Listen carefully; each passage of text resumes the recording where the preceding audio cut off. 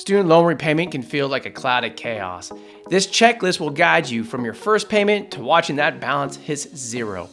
Along the way in this checklist, you'll learn how to avoid costly mistakes that could set you back thousands and thousands of dollars.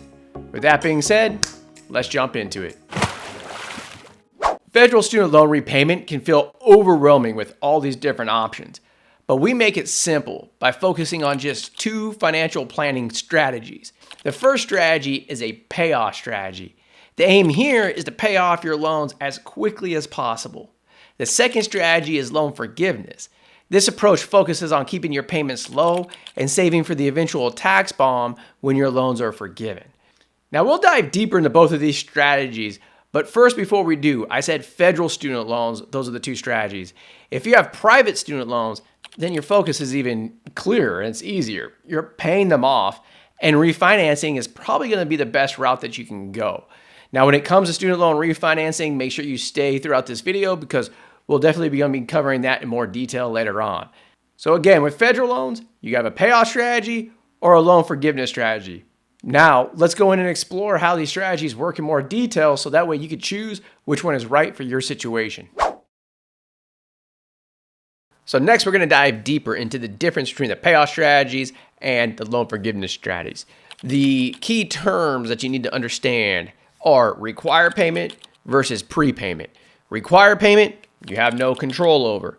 Prepayment, you do. So let's jump into why that's important. So we'll use a FitBUX members example that has 8 different loans and $153,000 in student loan debt. As you can see down here, they have a required payment of $1,755 a month. Now, they can't control which loan that this goes to, but if they wanted to pay extra every month, then they could. So for example, if they wanted to say, we want to pay $200 extra every month, they can do so and they can target this high interest rate loan with that extra $200 and pay it off faster. The whole point of making prepayments is to pay off the loans early and save.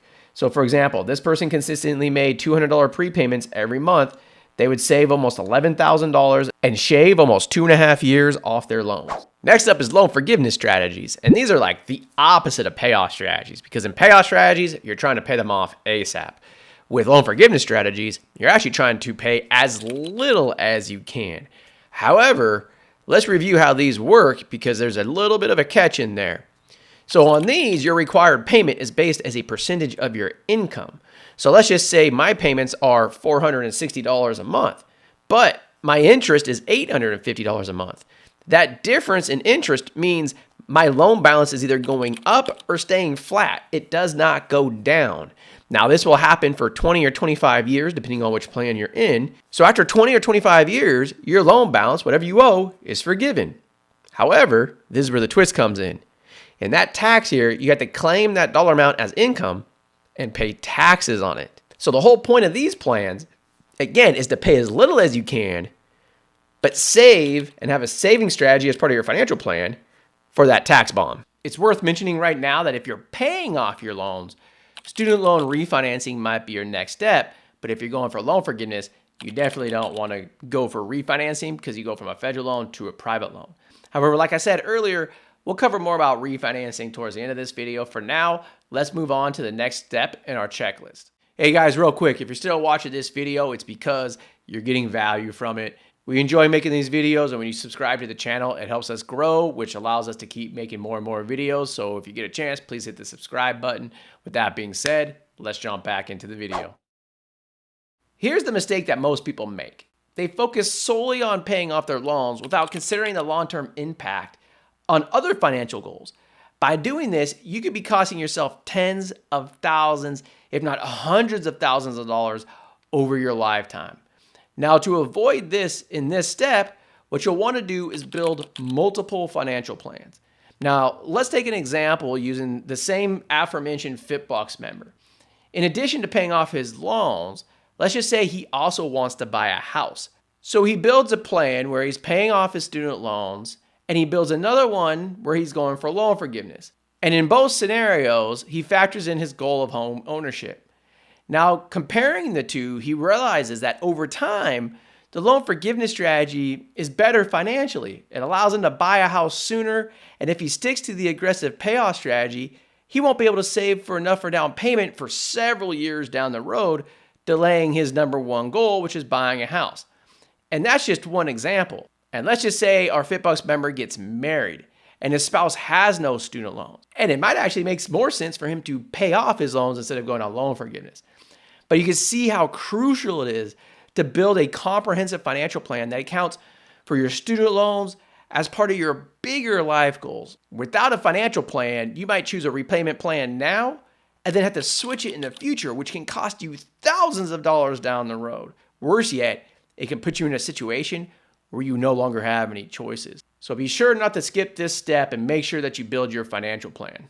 And well, the next crucial step is once you have your plan, implementing it correctly. And that's where we're going to next. Now, the key to long-term success is making sure that you update and adjust your plan as your life changes. And not just as your life changes, but as the economy changes as well, okay? As you know, life doesn't stand still, and neither should your financial plan.